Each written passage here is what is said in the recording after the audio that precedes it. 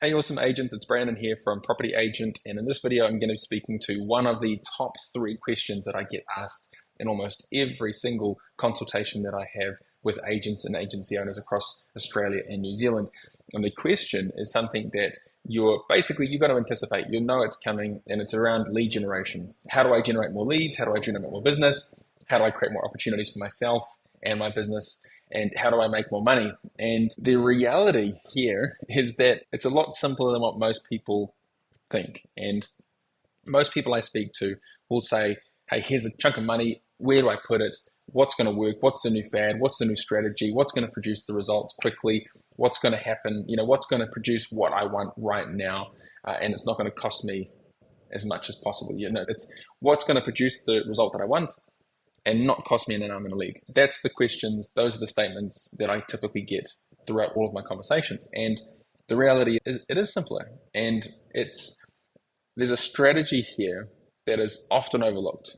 And the reality is that most agents don't actually track what it is that they're doing. So when it comes to lead generation, Facebook ads, short form ad content, long form ad content, flyers, telemarketing calls, texts, Google ads, signboards, it doesn't matter what it is more often than not, when I peel back the layers and I look into an agent's business, is that they don't have any form of tracking. So when it comes to the amount of phone calls, the numbers that are dialed, when it comes to the amount of time that is spent, or when it comes to the dollars that are invested into something, there's actually no insight into what it's producing against what it's costing. And so it's difficult then to scale that activity. So the definition of scaling is doing more of what got you to where you are in the first place. So if you scale your business to 100,000, if it's a $500,000, or if it's $1 million, the ability to scale is just doing more of what has gotten you to where you are.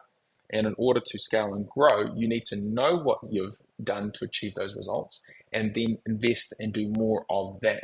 And it sounds simple, but it's so frequently overlooked in business and in real estate. And so before you even look at new strategies, and here's the kicker, and here's the piece that I want to speak to now, is instead of firstly focusing on what can you spend, where can you spend it, whether it's time, energy, effort, or money, it's what is currently working and how much of what I'm doing is actually being converted. And so what I'm saying here is, before you continue to look further into lead generation, what is the lowest hanging fruit in your business to increase profitability? So taking our attention away from lead generation and focusing on what is actually important. And what is important here is the ability to generate income.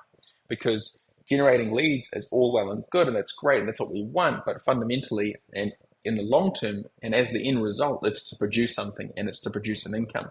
And so what can we do right now to increase the income that we're producing for the lowest cost, time and energy and effort and money, but also what can we do that's the lowest hanging fruit right now?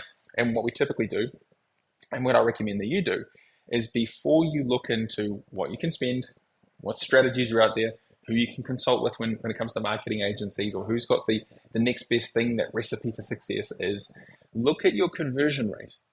Because out of the 800 plus people that I've consulted with, the conversion rate that they're experiencing currently is not tracked. And if it is tracked, it's not where it needs to be.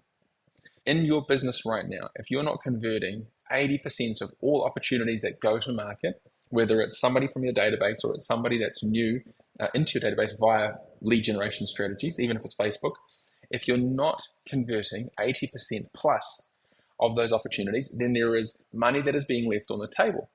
And so instead of spending time, energy, effort, money to generate more opportunities that you might be converting at 50% or 40%, 30%, on average, it's 20% of all opportunities. Most people, when I start working with them, or most people that I consult with, are all around that 20 to 25% conversion rate. That's a lot of movement and a lot of room for you to grow and create more additional income. And so instead of looking at all these fun, fancy strategies, firstly look at, what am I converting? Because if you are converting at 20, 25, 30, even 40%, even 50%, you have got the ability to double your income by doubling your conversion rate. And the really cool thing is it's not going to cost you any more money. It doesn't cost you because you're already in the living rooms. You're already at the presentations. You're already doing all of the work.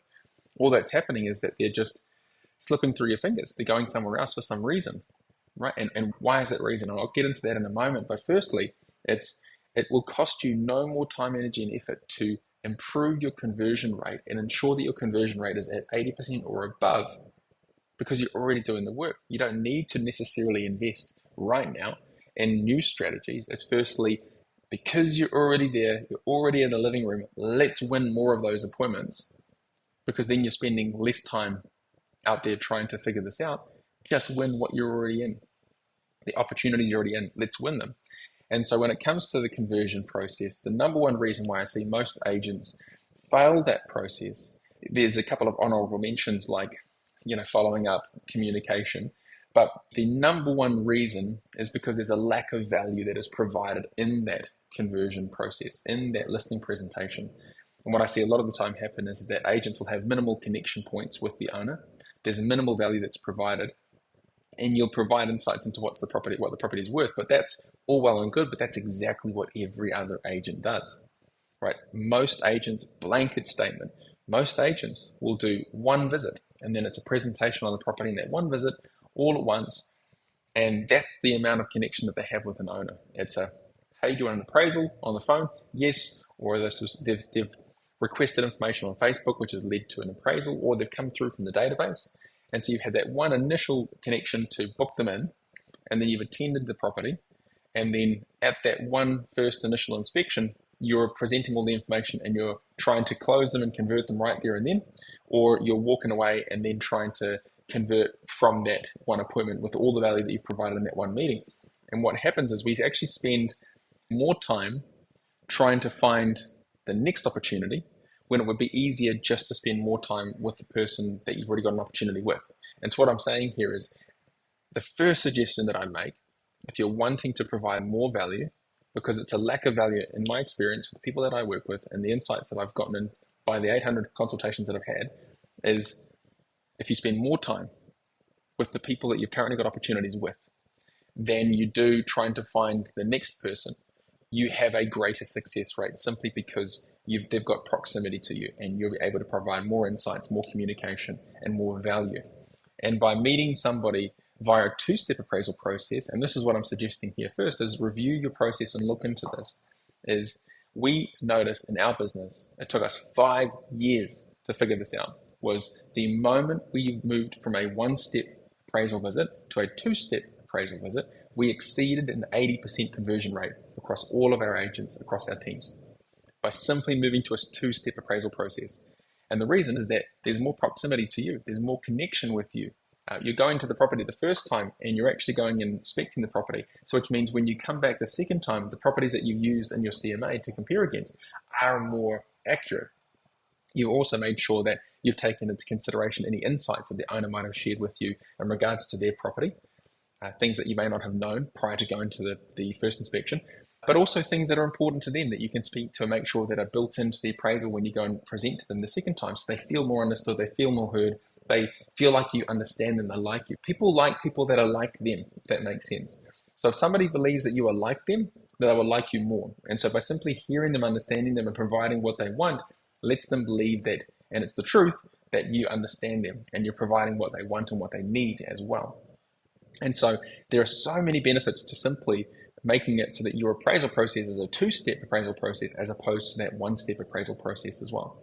And so you've got that initial outreach, you've got the first inspection, which you're spending time with as well, and you're just depositing that those emotional credits, I like to refer to them as emotional credits, because you're spending so much time with them, they will feel bad in not working with you because they go, oh, Brandon, he called me, we had a conversation, he's come through the property the first time, we spent 20 minutes, 30 minutes together, he was asking questions, giving insights into the property and asking questions, and he spent time with us and we developed a relationship. And then he came back a couple of days later and he spent an hour and a half going through the presentation with us, so he spent a lot of time. And since then he's made phone call follow-ups as well. I suppose we can't not go with Brandon now because he spent so much time with us. If that is the reason why you win the business, is because they would feel bad at going with somebody else because they spent so much time with you, then that is a win. Doesn't matter how you win, that's a win. In my book, it's a win. And I will take it every day of the week. And so by providing that proximity to you, those connections, that value throughout this process, you are positioning yourself as the ideal agent in this scenario. And so without going into our other strategies or our appraisal mastery process, by simply looking at your process and moving away from a one-step visit, sometimes even less. I know of agents that don't even visit the property. They put the appraisal together, they email it through, or they put it together and they drop it off. And I know that there's certain circumstances where owners might be overseas, or they might be out of state, or might be out of the city, and they can't meet you in person. That's all well and good. Ideally, then you're meeting them via Zoom, so it's still face to face. But as a whole, I notice that most agents, it's one visit, and sometimes it's not even one visit at all, where it could be. And so by moving to that two-step visit, yes, you're going to spend more time with them. Yes, it's going to require more time, but your percentage, your conversion percentage, where it is to where it could be, let's say hypothetically it's at 40% right now, and you're tracking it, you know where it is, skyrockets to 80%. You're now writing twice as much as you previously were, and all you're doing is spending an extra 30 minutes with each prospect. I would much rather do that every day of the week again than try and spend half of my time trying to figure out where the next opportunity is coming from, or figuring out how to double my business when that low-hanging fruit of an opportunity is right there to begin with. So as a recap, the question I frequently get asked is, how do I increase my lead generation? And my response is always, before you do that, before you spend time, energy, and effort in focusing on generating more opportunities, firstly, look at your business, look at your statistics, look at your conversion rate, track your conversion rate, how many appointments are being booked, how many are saying, how many are being booked, how many are you turning up to that haven't cancelled, so what's your hit rate, how many people are actually turning up, how many people are then going to market, and then how do those that are going to market, how many are you getting? And so then you've got an accurate idea as to what your conversion rate is, and then you'll know, hey, is this the right strategy for me? Because if you're already at 80% plus, fantastic, great. There's probably a better opportunity out there for you right now. But if you're under 80%, and you know and you can see truthfully that you're under 80% out of all opportunities that go to market, then there is room for growth and there's room for opportunity. There's opportunity right there.